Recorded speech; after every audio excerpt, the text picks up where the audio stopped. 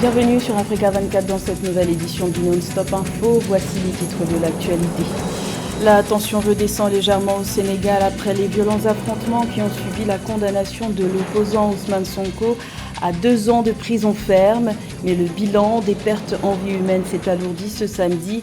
16 morts sont désormais à déplorer. La Tanzanie annonce la fin de l'épidémie de virus de Marburg, cousin d'Ebola. Une déclaration qui intervient 2 mois après le début des contagions, selon l'Organisation mondiale de la santé. Et le projet Marrakech Ville Durable a récemment été lancé au Maroc. Une initiative estimée à 100 milliards de dirhams, financée par le Fonds pour l'environnement mondial, FEM. Le Maroc fait partie des 9 pays au monde à bénéficier du programme d'impact FEM. Mais tout d'abord, les électeurs bissau-guinéens étaient appelés aux urnes ce dimanche 4 juin dans le cadre des élections législatives pour élire 102 députés. 22 partis, dont 2 coalitions, sont en lice dans ce scrutin proportionnel à 1 tour. Initialement prévu en décembre dernier, après la dissolution en mai 2022 du Parlement par le président Umaro Sissoko Embalo sur fond de divergence, ces élections législatives sont l'espoir d'un retour à l'ordre constitutionnel. Les résultats sont attendus pour le 6 juin. Un Premier ministre sera nommé à l'issue de ce scrutin. Le calme revient petit à petit à Dakar et à Ziguinchor après plusieurs jours de tension due à la condamnation de l'opposant sénégalais Ousmane Sonko à 2 ans de prison ferme.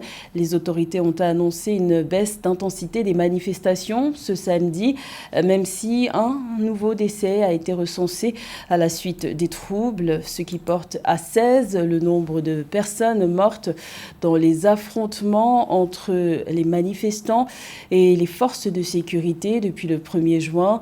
Une situation qui inquiète la CEDEAO et l'Union africaine qui exhortent à un retour à la paix. Plus de détails avec Joël Ballot. Depuis le 1er juin 2023, date de la condamnation de l'opposant Ousmane Sonko, le Sénégal est en proie à une série de violences. Dans un communiqué rendu public le 2 juin 2023, la communauté économique des États de l'Afrique de l'Ouest affirme suivre avec inquiétude la situation qui prévaut dans ce pays d'Afrique de l'Ouest. La CEDEAO condamne fermement les violences qui ont visé les forces de sécurité, les biens publics, les propriétés privées et troublé l'ordre public. L'institution déplore les pertes en vie humaine. Selon le ministre sénégalais de l'Intérieur, les affrontements entre la police anti-émeute et des partisans du leader du PASTEF, Ousmane Sonko, à Dakar et à Ziguinchor, sont à l'origine d'une 15aine de morts et à la destruction de plusieurs biens. Nous avons constaté avec regret des violences ayant entraîné des destructions sur des biens publics et privés et malheureusement 9 décès à Dakar et à Ziguinchor. L'État du Sénégal, en toute souveraineté, a décidé de suspendre temporairement l'usage de certaines applications digitales par lesquelles se font des appels à la violence et à la haine. Dans un souci de préserver la démocratie sénégalaise, dont l'Afrique a toujours été fière, l'Union africaine appelle tous les acteurs politiques sénégalais à faire preuve de la plus grande retenue afin d'éviter de tels actes qui ternissent l'image du pays. Le président de la Commission de l'Union africaine appelle au respect du droit des citoyens à exercer leur droit de liberté d'expression et de manifestation. Il invite instamment tous les citoyens à respecter l'ordre et la force de la loi. Il invite tous les acteurs à privilégier les voies du dialogue pour surmonter toutes leurs divergences, quelles qu'elles soient. Face au discours de haine diffusé sur les médias, le gouvernement sénégalais a temporairement suspendu certains médias qui font l'apologie de la violence comme moyen de communication. S'il convient de dire que l'on note une baisse en intensité des violences ces dernières 24 heures, les manifestations de l'opposition demeurent à Dakar et à Ziguinchor. Le nouveau gouvernement de la Commission de la Communauté économique et monétaire de l'Afrique centrale a prêté serment le 2 juin, 3 mois après la nomination de ses membres. La cérémonie s'est tenue à N'Djamena en présence du président de la transition du Tchad, Mahamat Idriss Déby. Reportage de notre correspondant au Tchad, Mahamat Ramadan. Les membres du bureau de la Communauté économique et monétaire de l'Afrique centrale ont prêté serment devant la Cour de la justice communautaire vendredi 2 juin 2023 à N'Djamena. Désignés par leurs pays respectifs et nommés officiellement en marge de la 15e conférence des chefs d'État, les membres de la nouvelle équipe ont pris fonction dans un contexte économique et politique sous-régional difficile. La transition politique au Tchad, le processus de référendum en RCA, la relance de l'économie communautaire post-Covid et l'accélération de l'intégration sous-régionale sont autant de défis qui attendent le nouveau gouvernement. Pour le bien de la communauté, pour le bien de la CEMAC, pour redorer le blason de la communauté et pour lui donner plus de crédibilité. Voilà ce que je peux dire, sous la houlette du président Ngonga, qui est le président de la commission.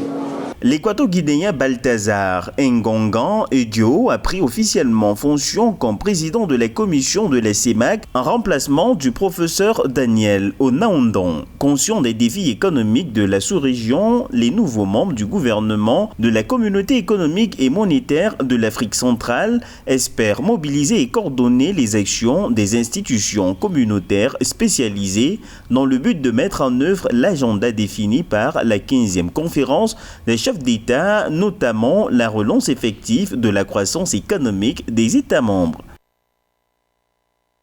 À titre plus personnel, je peux simplement dire que je mesure l'ampleur de la tâche. Je mesure également l'ampleur de l'engagement qui est pris ici à N'Djamena aujourd'hui devant la Cour de justice de la CEMAC et devant le chef de l'État. Donc nous savons que la mission est certainement très ardue, mais honoré de cette confiance que nous ont fait les chefs d'État de la CEMAC et honoré également donc de cette présence nombreuse qui était ici pour notre prestation de serment. Pour rappel, l'audience solennelle de prestation de serment a été présidée par la présidente de la Cour de justice communautaire d'Afrique centrale, Elenga Ngaporo, en présence du président de la République du Tchad, Mahamat Idriss Déby. La Somalie est en quête de prospérité économique. L'image du pays est ternie par le terrorisme et la famine. La Somalie se classe d'ailleurs au 190e rang sur 190 économies dans le classement Doing Business 2020. C'est donc pour inverser la tendance que les autorités somaliennes ont récemment organisé une conférence de 2 jours pour présenter aux investisseurs les potentialités du pays. Plus de détails avec Kamesh Katapoulé. Investisseurs, représentants d'institutions ou encore membres du gouvernement y ont répondu présents. La Somalie a abrité du 30 au 31 mai une conférence économique. L'enjeu, mettre en avant les potentialités du pays. Le Premier ministre, Hamza Abdi Barre, a profité de cette occasion pour lancer un message aux partenaires internationaux. Cette conférence économique marque un moment important dans l'histoire de notre pays. C'est une preuve de notre engagement à tracer une nouvelle voie vers la prospérité économique et un avenir meilleur pour tous les Somaliens. Nous vous invitons à nous rejoindre dans ce voyage pour investir en Somalie et à vous associer à notre secteur privé. À nos partenaires internationaux, je vous invite à voir au-delà des défis auxquels la Somalie a été confrontée dans le passé. Regardez les immenses opportunités qui vous attendent ici. Investissez dans nos industries, transférez votre technologie et votre expertise et soyez un catalyseur de changement.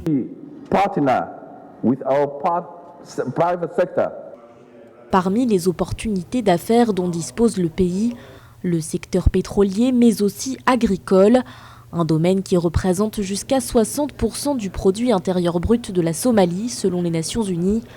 Mais ce potentiel se heurte à un fléau qui sévit dans la corne de l'Afrique, la sécheresse. En 2022, elle a causé la mort d'environ 43 000 personnes dans le pays, d'après un rapport conjoint du ministère de la Santé, de l'OMS et de l'UNICEF. La Somalie est prête pour les affaires. Nous avons du pétrole, une longue côte inexploitée pleine de poissons et des terres arables autour de 2 rivières. Venez investir en Somalie, nous sommes prêts à faire des affaires avec le monde. Des opportunités d'investissement freinées aussi par l'insécurité.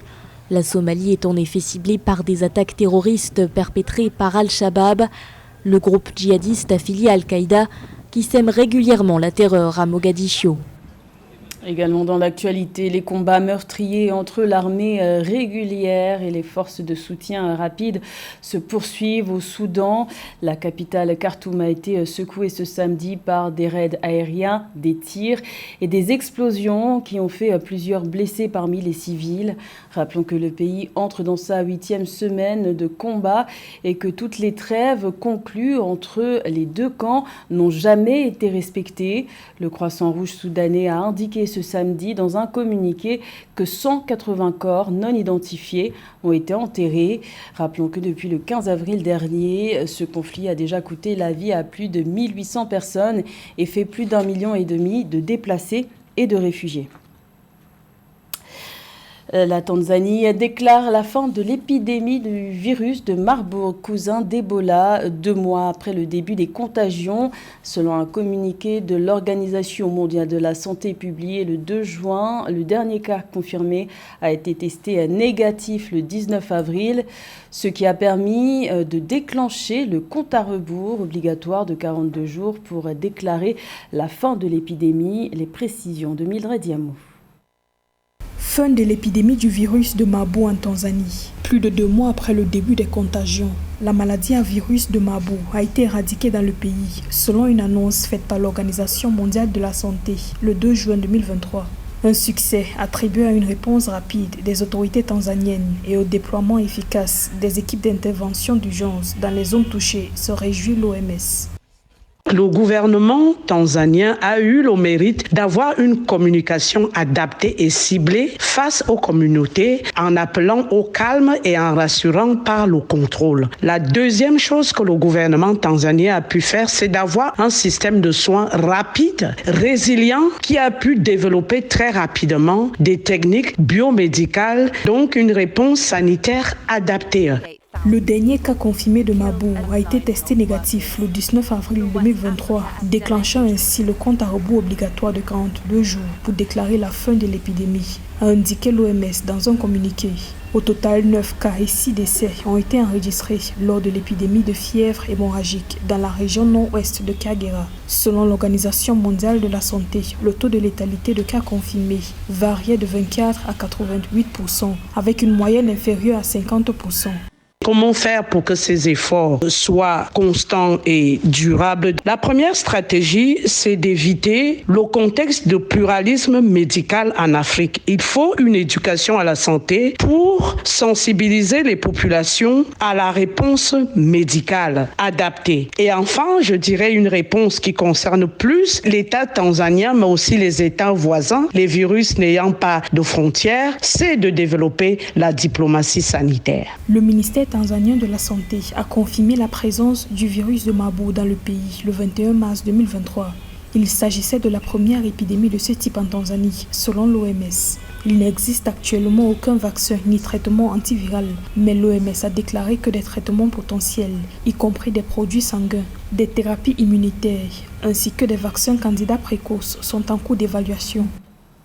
La transition écologique de la ville de Marrakech se poursuit au Maroc avec l'aide du programme des Nations Unies pour le développement. Le Royaume est l'un des 9 pays au monde à bénéficier du programme d'impact du Fonds pour l'environnement mondial, FEM. 100 milliards de dirhams vont être investis dans ce projet de planification urbaine intégrée. Plus de détails avec Eugène Schéma.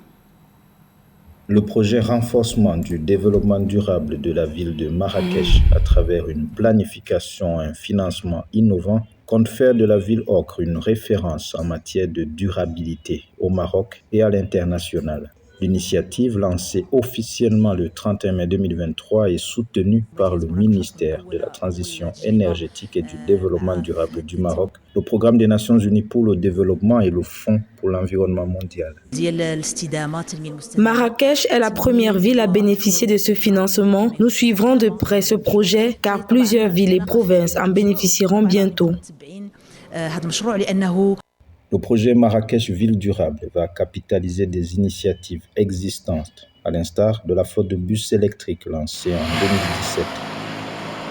Doté d'un budget de 100 milliards de dirhams, il va également soutenir le développement d'une économie verte dans la ville à travers la promotion de certaines filières stratégiques, l'écotourisme, la mobilité durable, l'efficacité énergétique, les énergies renouvelables, l'économie de l'eau, la préservation de la biodiversité urbaine et des espaces verts, la gestion durable des déchets solides, le développement d'écoparcs industriels. Ce projet très ambitieux qui est financé par le Fonds pour l'environnement mondial et qui vise donc à bâtir sur les initiatives vertes qui existent déjà et à intégrer ces initiatives, à renforcer la coordination. Les autorités marocaines comptent se servir du modèle de développement durable de Marrakech pour l'étendre aux autres villes du royaume. Finalité visée, faire de toutes les villes du pays des centres urbains attractifs, innovants et résilients aux crises. C'était le journal de la rédaction. Merci de l'avoir suivi. L'information continue sur Africa 24.